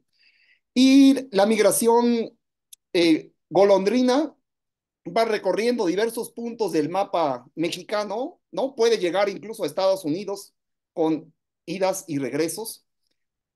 Pero finalmente, en la medida en que estos migrantes, que como dicen los mismos profesores, nosotros no somos migrantes, somos residentes, ¿sí? En la medida en que ellos se convierten en residentes ya permanentes en San Quintín, la deserción escolar deja de ser un riesgo, pero nuevamente con la pandemia se convierte en un problema la deserción escolar. Y ahí es donde los profesores tienen que hacer fuertes campañas de convencimiento a padres de familia y a los niños para que ellos no dejen la escuela, ¿sí? Bueno, está el tema de los rezagos de infraestructura, que bueno, es conocido por ustedes, los que están allá en Baja California, no tanto por los que son de otros estados, que San Quintín tiene un mínimo número de calles pavimentadas, empedradas, adoquinadas, mínimo, ¿sí? Me decía un profesor, que en la colonia Las Misiones solamente tienen 3 calles pavimentadas. Y para lograr esta pavimentación de calles, tuvieron que hacer cabildeo, tuvieron que estar creando comités, o sea, mucha presión a las autoridades, a los gobiernos, para que les hicieran caso, los voltearan a ver y les pavimentaran las calles. Pero bueno, la gran mayoría de ellas son de terracería, hay mucho polvo, ¿no? Y cuando llueve, en época de lluvia, se hace lodo. Entonces, a mí algo también que me llamó mucho la atención es ver que muchos de los profesores, o al menos de los que yo entrevisté, me tocó ver que prácticamente todos tenían vehículos 4x4 de doble tracción, ¿sí? Y que esto para ellos no es un lujo, es una necesidad para poder transportarse a su trabajo o de regresos a sus casas sin que se atasque su automóvil, ¿no? El rescate de las lenguas indígenas, ¿sí? Bueno, aquí también hay mucho que decir, ¿no? Hay lenguas como el zapoteco, que es hablada y que es difícil llevarla a la lengua escrita, ¿no? Y bueno, esto genera una dificultad que es que hay muy pocos materiales didácticos y a veces sucede también que los profesores, eh, ellos prefieren tener sus propios materiales.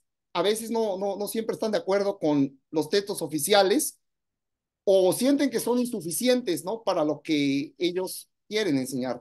Entonces se crean lo que llaman los libros cartoneros, que son los libros que se crean a partir de las propias tareas que van dejando a sus estudiantes y que a final de curso se engargolan o se empastan, ¿no? Y que son ilustrados por los propios niños, ¿no? Bueno, otra situación relacionada con el rescate de las lenguas indígenas es que después de la pandemia y ya cuando regresan a clase los profesores, la prioridad son matemáticas y particularmente la enseñanza de las operaciones aritméticas y el español, pero las lenguas indígenas quedan pendientes. No quiere decir que ya no se regrese a ellas, pero no se enseñaron en el primer momento en que se regresó a clases presenciales.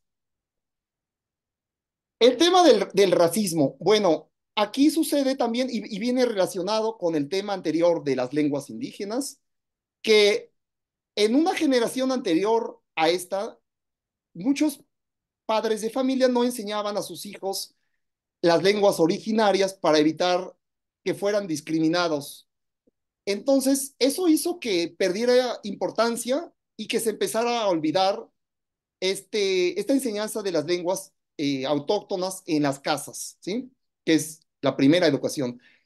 Pero después de eso, bueno, está el caso de una maestra totonaca también, con quien yo no la pude entrevistar, porque ella de algún modo tuvo otra serie de problemas o de falta de tiempo, pero me contó algo que ella, por ejemplo, aprendió su lengua originaria, que es el totonaco, escuchando a escondidas a sus familias, a sus padres, por ejemplo, ¿no? A su familia, porque ellos no se los enseñaban a sus hijos, ¿no?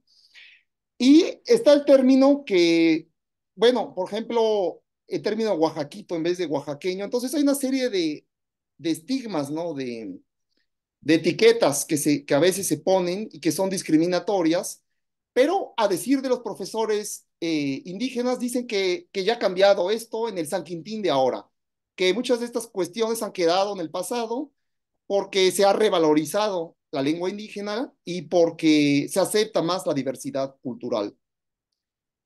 Y bueno, como ejemplo de esto, pues está este monumento a las lenguas indígenas que encontré en el parque de Vicente Guerrero, ¿no? Entonces, aquí, bueno, está la bandera de México y se pueden ver todas las lenguas indígenas que se hablan en el país, desde las locales, Jucapá, Quiligua, está el Amuzgos, Chichimecos, Huicholes. Bueno, hay muchas, ¿no? No voy a leer, son más, aquí marca 68 lenguas indígenas, ¿no? Más sus variantes, y se presenta como una forma de orgullo, ¿sí? Es interesante, ¿no? Porque, por ejemplo, un país como Paraguay tiene la lengua guaraní como lengua oficial, lengua indígena oficial. En México no hay una lengua indígena oficial hasta la fecha, ¿no? Hay un náhuatl que se habla con más frecuencia, ¿no? Pero bueno, aquí por la migración pareciera que la lengua más hablada es el mixteco, ¿no? Y que funciona a veces también como una lengua hegemónica dentro del mismo San Quintín, a veces, ¿no? Bueno, está la cuestión de la profesionalización de los profesores, que esto quiere decir que anteriormente hay, muchos profesores no estudiaban originalmente para ser profesores. Hubo unos que fueron jornaleros, que dicen, como yo conocí al profesor Gustavo, y él, bueno, fue quienes de los que pasaron directamente del surco al magisterio, ¿no? Pero ahora curiosamente ocurre que gracias a que Ensenada tiene una unidad de la Universidad Pedagógica Nacional, ya muchos profesores tienen no tan solo la licenciatura en docencia, sino también la maestría. Entonces ha cambiado mucho eso también, ¿no? El crecimiento poblacional y la urbanización de San Quintín, bueno, ha traído cosas positivas y negativas, ¿no? Ha habido más servicios, más tiendas, más infraestructura y a pesar de eso, como les comentaba, el gran problema sigue siendo la falta de calles pavimentadas, ¿no? A pesar de que hay bulevares, puentes y supermercados y muchas cosas así, pero... y la otra es el crecimiento poblacional que también está dado mucho por la migración, que ha traído también robos, narcotráfico y delincuencia, ¿no? Entre sus cosas negativas, ¿no? La búsqueda de recursos y el mejoramiento de la escuela. Bueno, aquí también, entre más, eh, entre haya más mejoría para las escuelas, se reduce la inseguridad. Esa es una premisa. Y los directores, bueno, lo que hacen es tratar de allegarse de recursos como este programa La Escuela es Nuestra, ¿no? Con el cual me comentaba uno de los profesores que pudo pintar la barda perimetral de toda la escuela y con eso, bueno, reducen los problemas de inseguridad, ¿no? Pero también hay mucho que hacer en mantenimiento, en sembrar árboles, arreglar jardineras, cambiar lámparas, etcétera, ¿no? Y bueno, esto, como les decía, viene conectado con luchar contra la inseguridad, ¿no? Dando una mejor imagen a la escuela, pero requiere también organización comunitaria, crear comités, ¿no? Y en estos, los profesores indígenas son muy organizados porque hay una insuficiencia en cuanto a cuerpos policíacos o la Guardia Nacional para el tamaño, ¿no? Que ahora ya tiene San Quintín y a veces no hay reacción pronta tampoco. Entonces, bueno, requieren más, como que hay más confianza en los profesores, en la propia vigilancia de las personas que forman parte de la comunidad y con quienes hacen estos comités, ¿sí? Perdón, Es, doctor, sí, es que el tiempo ya estamos, bueno, estamos sobre el sí, tiempo. Por ya favor. estoy por terminar, sí, disculpe. Bueno, finalmente el otro tema es la relación con las compañías transnacionales que, como saben, exportan productos agrícolas a Estados Unidos y que utilizan mucha agua, pero con quienes los profesores tienen buena relación porque ellos los apoyan con agua, con vigilancia y sobre todo porque ellos dan trabajo a los padres de familia.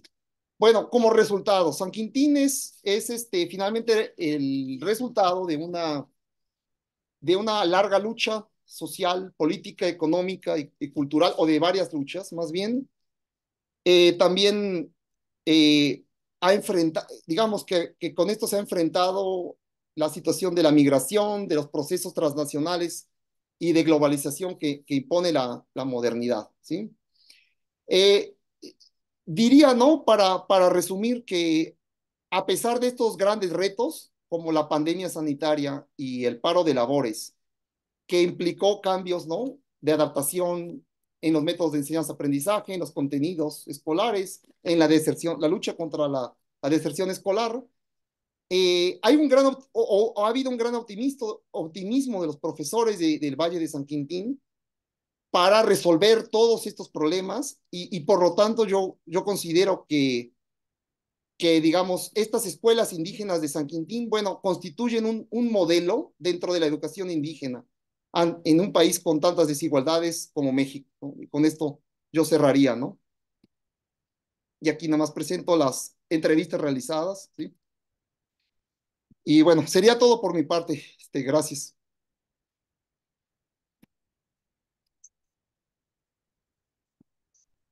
Muchas gracias, doctor Rafael. Bueno, entonces ahora abrimos un espacio para la discusión, para la retroalimentación. Entonces, quienes tengan preguntas para nuestros ponentes, pueden usar el micrófono, por favor.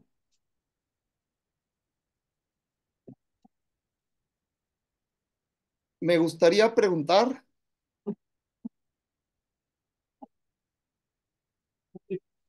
bueno, ¿me escuchan, verdad? Me gustaría preguntar, bueno, a la doctora Glenda Delgado. Se me hizo interesante esto el tema de las expresiones docentes, ¿sí? Y bueno, aquí hablas de esta teoría de Speleta, ¿no? De la escuela como una entidad administrativa y pedagógica, ¿no? Pero luego pareciera como que hay como que o como yo lo entendí, como que un proceso contradictorio, ¿no? O sea, no en el sentido negativo, sino que finalmente cuando los profesores dices que realizan esta educación domiciliaria, ¿no? Que visitan a las casas, ¿no? En casos de emergencia como de la pandemia, como que la escuela como que trasciende sus propias fronteras físicas, como que dejara de ser una entidad, ¿no? Como que se vuelve algo ya no tan material, como más bien algo subjetivo, ¿no? Esa es un poco la, la pregunta, ¿no? Que si, cómo entender esto, ¿no? Sí, gracias por la pregunta. Lo Sí, que sucede es que la educación domiciliaria ha sido justamente en el periodo en que la escuela físicamente, materialmente, era inexistente, sobre todo en estas comunidades. La escuela estaba cerrada y como tal, si bien es cierto, los profesores primero decidieron armar cuadernillos para propiciar el trabajo académico de los estudiantes en sus casas, lo primero la manera en cómo se posibilitó esto fue, pues bueno, vamos a citar a los padres de familia, enviamos un mensaje WhatsApp, les decimos, vamos a abrir la escuela, estaremos el lunes de 8 a 12 para entregar los cuadernillos y los esperamos ahí. Pero hubo un periodo en el que eso funcionó, pero hubo estudiantes que nunca acudieron al llamado, de tal manera que se identificaron quiénes eran y lo que se observó fue que eran los estudiantes que vivían en las condiciones más deplorables. O sea, no tenían manera de haber recibido ese mensaje porque pues no tenían medios, no, teléfonos y demás. Y ante ello, lo que resolvieron esos profesores fue ir a las casas de sus estudiantes a buscarlos, o sea, ubicar los hogares, una vez estando ahí, acordar con los padres o los tutores, porque una de las fotografías que yo mostraba ahí era de dos niños que ni siquiera vivían con los papás, vivían con la abuela es monolingüe, la casa pues ni siquiera era de concreto. Los niños jamás se habían enterado de estos llamados que hacía el profesor, entonces, como en este caso, el profesor lo que acordó con la abuela, a través de comunicarse con ella, a través de los niños, porque no hablaban incluso la misma lengua indígena, fue que le permitiera visitar a los niños para estar con ellos y realizar tareas escolares en un día a la semana. ¿No? Porque, pues, dadas las condiciones en las que vivían los niños, no tenían manera de ir a la escuela, o sea, no había quien los llevara, no había, no tenían los medios pues para acercarse a ese tiempo, ese lapso en el que el profesor entregaba cuadernos. Y bueno, ante el panorama, ante las condiciones, el profesor acordó con la abuela visitarlos, igualmente con otro abuelo de otros niños y la madre de familia que también como trabajaban durante toda la noche, pues tampoco no tenían las condiciones para acudir a la escuela durante la mañana. O sea, ese tipo de estudiantes fueron los que recibieron el apoyo académico de parte del profesor. O sea, los que tenían las condiciones más limitadas, ¿no? Y que la escuela realmente en pandemia pues no representaba una prioridad. Es la verdad, ¿no? Sí. Y el maestro resolvió prestar ese tipo de ayuda para mantener la escolaridad de los. No sé si con eso resolví la pregunta, que es contradictorio con lo que dice la teoría de Selena, un tanto, sí. Me parece que incluso revolucionario de parte del profesor. O sea, tomó decisiones que van mucho más allá de lo que la misma política en ese momento establecía para los profesores, porque ellos realmente, pues las directrices eran otras. No estaba ya el programa de TV Casa. Pero en el caso de los niños indígenas, pues está demostrado en varios estudios, está reportado que no fue posible su regreso por las condiciones en las que están. Sí, gracias.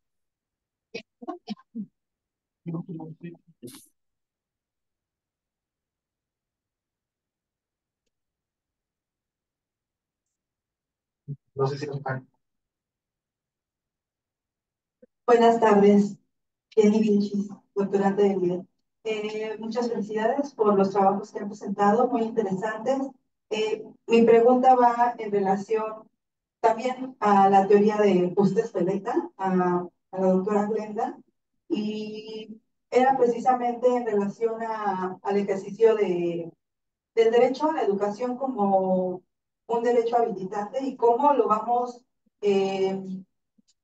podemos estudiar desde esta perspectiva de grupos minoritarios, desde una diversidad que también nosotros ofrecemos, que no pertenecemos a esos grupos. No sé si me explico.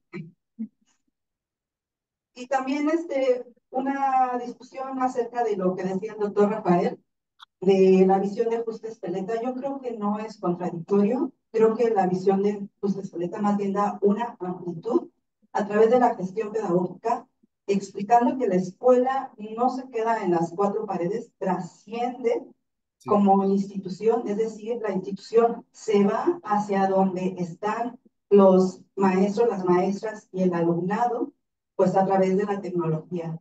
Entonces, yo creo que la pandemia nos demostró cómo esa escuela, y Justa Espeleta lo manifiesta así, que la escuela rebasa lo administrativo, lo operativo nada más, sino trasciende a todas esas condiciones de posibilidad que nos ofrece, pues que pueden ofrecer tanto maestros y maestras, y también los padres de familia con los recursos que ellos ponían, y el alumnado al adaptarse a estas nuevas tecnologías. Entonces, pienso que la teoría de Justa Espeleta es muy pertinente a este tipo de estudios con grupos minoritarios, y creo que no es una contradicción, más bien es una visión muy acertada y muy vigente a este tiempo.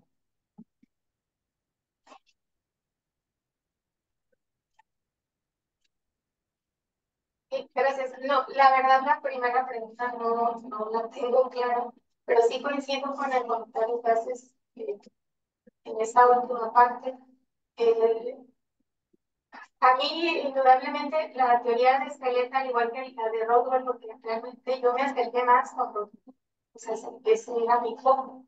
Yo quería saber, mi intención realmente era evidenciar todo aquello que hacen los profesores, ¿no? Y que yo decía, es que las pruebas estandarizadas, los resultados que se quedan ver de las pruebas estandarizadas, dejan de lado o invisibilizan por mucho el trabajo de estos profesores, ¿no? Que yo había visto a uno y decía, puedes decirlo a otro en distintos centros de escuelas indígenas.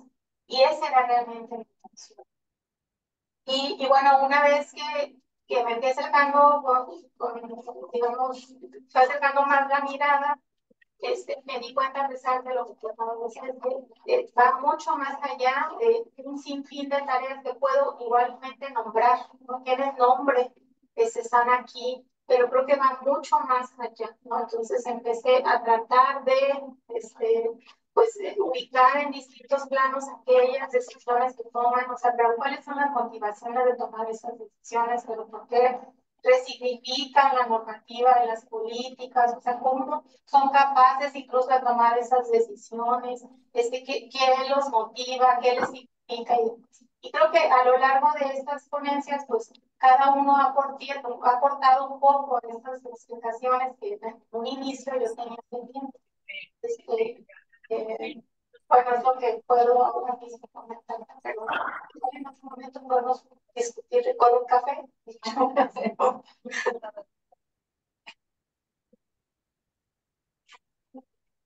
Muchas gracias por sus preguntas. ¿Alguien más desea hacer un comentario, una pregunta, alguna reflexión que quisiera compartir por sus taxistas?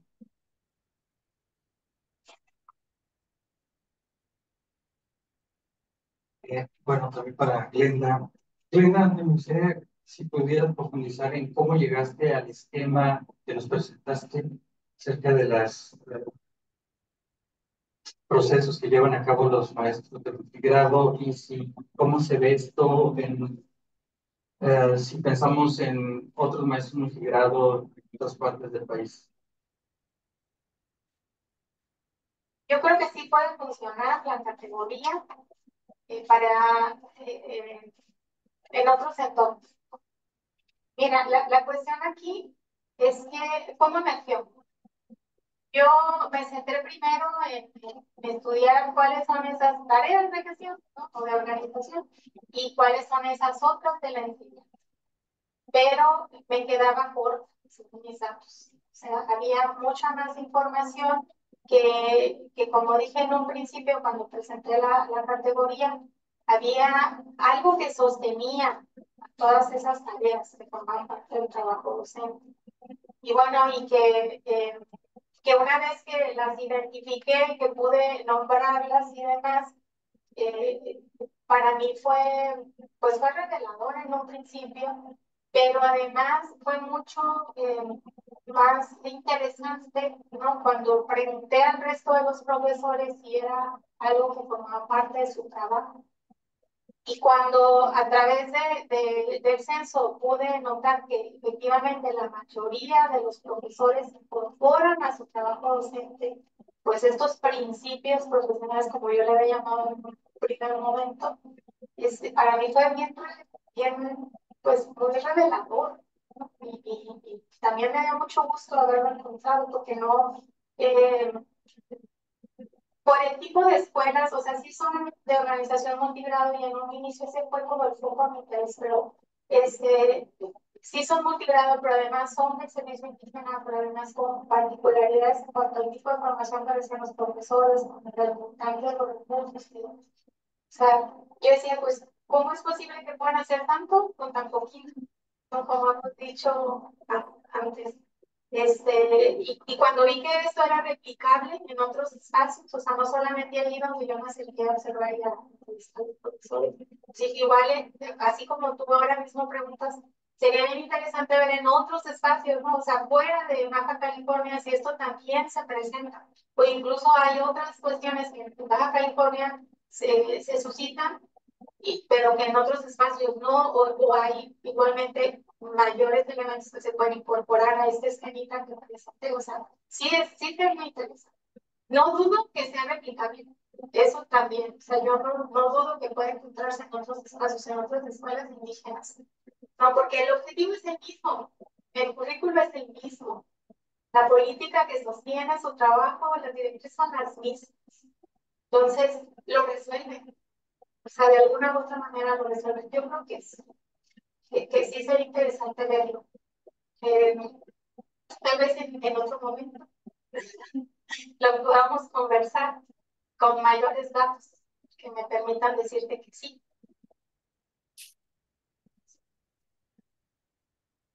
Bueno, acá Jenny tiene otra pregunta.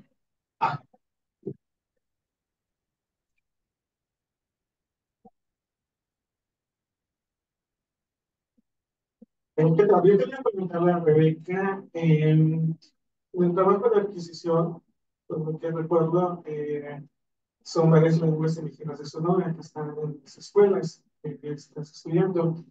Eh, ¿Cómo plantearlo? Eh, Cuando los niños tienen sus lenguas como lengua, tipo primera lengua, el español como segunda lengua, y cuando se da al revés, español como primera lengua, los indígenas como segunda, ¿hay alguna diferencia significativa? Su proceso de aprendizaje o ser bilingües funcionales, ¿hay algo que pueda ser relevante? Necesario? Gracias por la pregunta. Voy a responderte con la cuestión de la escuela con la que yo trabajé en los últimos 2 años. Curiosamente, las lenguas que se convergen ahí, que se hablan ahí, no son originarias de Sonora. O sea, como Sinanera, el náhuatl, Mixteco, y Sonora.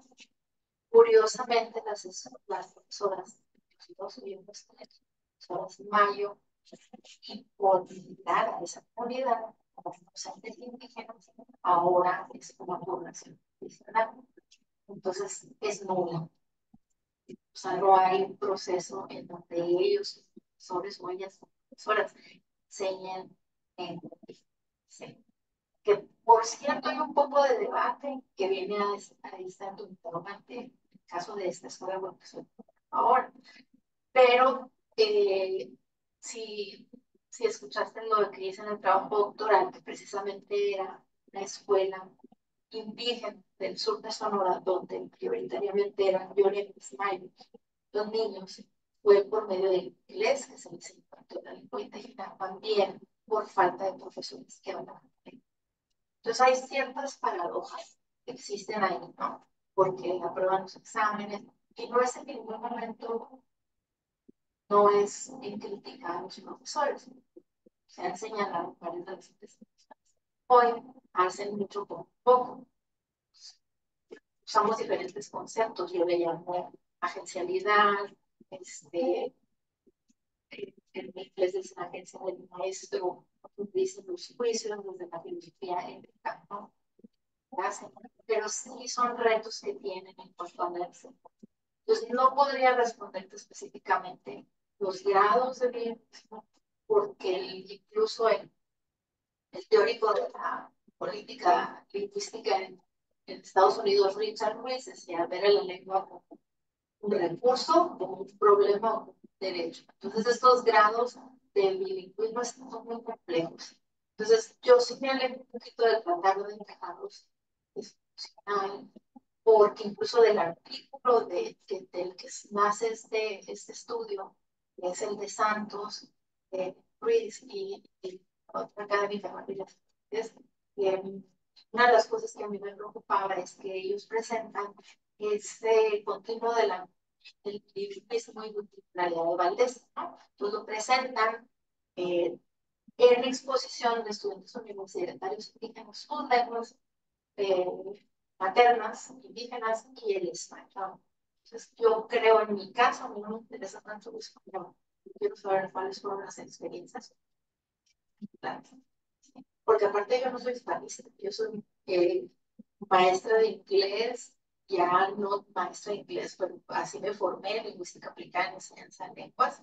Entonces, sí, ese no, español, claro, estoy alejada por lo mismo, ¿no? Que veo esas discrepancias en cómo es, paradojas, cómo es que lo aprenden, cómo lo aprenden. ¿Sí? Y la mayoría de las maestras que yo entrevisté, que yo examiné el cuestionario, todas lo de niñas, pero ya no te respondo. Me da pena, nomás me echo un rollo. Bueno, me gustaría preguntarle a la maestra Scarlett y al doctor Rafael acerca de, bueno, es que esta pregunta la hice en la mesa anterior y descubrimos un montón de cosas interesantes que no nos habían hecho en las diapositivas, ¿no? Acerca de los retos que es estar en el campo y de esas cuestiones metodológicas o ya estando con las personas que nos dicen, bueno, mejor ya no, como dificultades, hablar de retos en cuestión de dificultades y cómo las sortearon para llegar a estos resultados que han obtenido. Gracias. Si quieres empezar tú.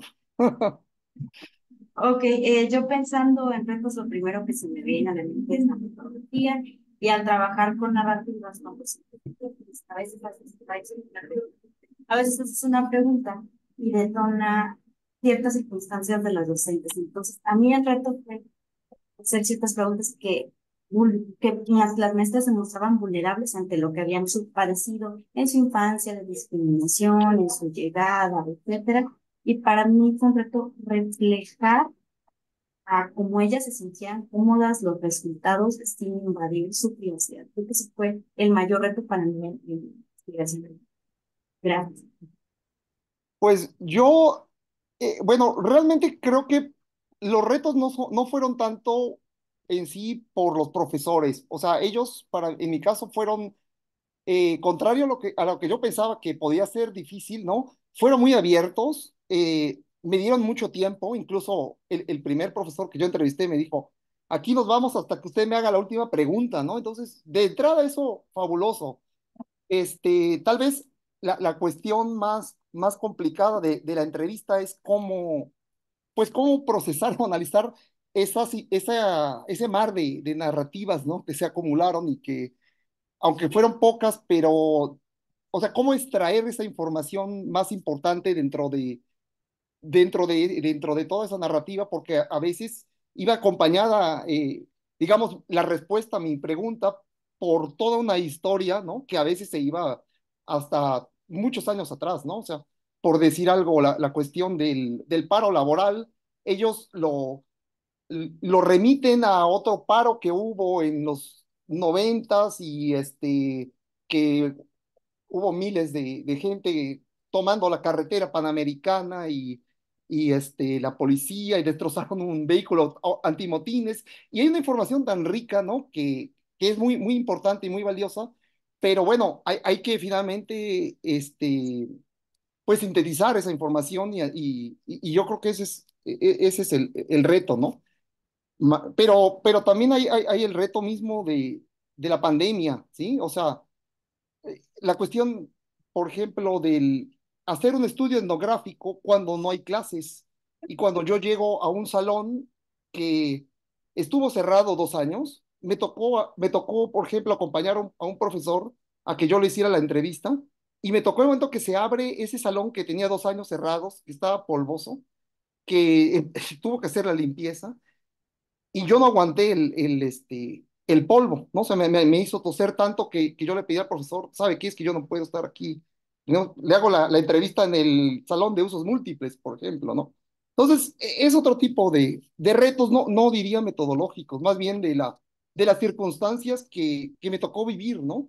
O sea, que tuve que, ya en la segunda visita a San Quintín, ya me tocó asistir como oyente a la clase presencial para hacer esta observación, ¿sí? Pero bueno, ahí, pues, de ellos, por su parte, no hubo ningún problema de que fuera alguien extraño, que fuera a observarlos, incluso a tomar fotos. Bueno, la primera vez sí hubo esa situación de que yo no tomara tantas fotos porque sí me pidió el profesor, que era el director también de la escuela, no tomes muchas fotos solamente de la fachada, de la entrada, porque se tiene que hacer la limpieza antes, ¿no? O sea, cuestiones de ese tipo, pero ellos muy abiertos a colaborar conmigo, ¿no? Como para esta investigación. Sí. Bien, pues muchas gracias por sus ponencias, muchas gracias por sus preguntas y muchas gracias a todos por aguantar la jornada. Pues daríamos por terminada esta tercera mesa del encuentro académico. Nos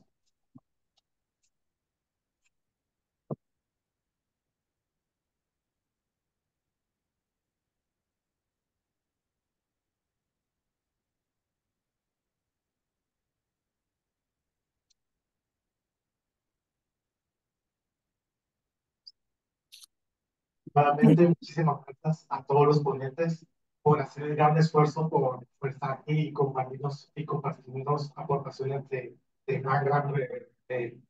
relevancia. También gracias a los ponentes que nos están acompañando a distancia. Eh, en esta larga jornada hemos tenido aportaciones desde las políticas públicas, sujetos, gestión del sistema educativo indígena, psicometría e inclusión. Y consideramos que estas aportaciones que nos han compartido son de gran relevancia para el quehacer cotidiano de la investigación. Antes de dar por cerrado el primer día del encuentro, me gustaría adelantarles un poco la programación que vamos a tener para el día de mañana.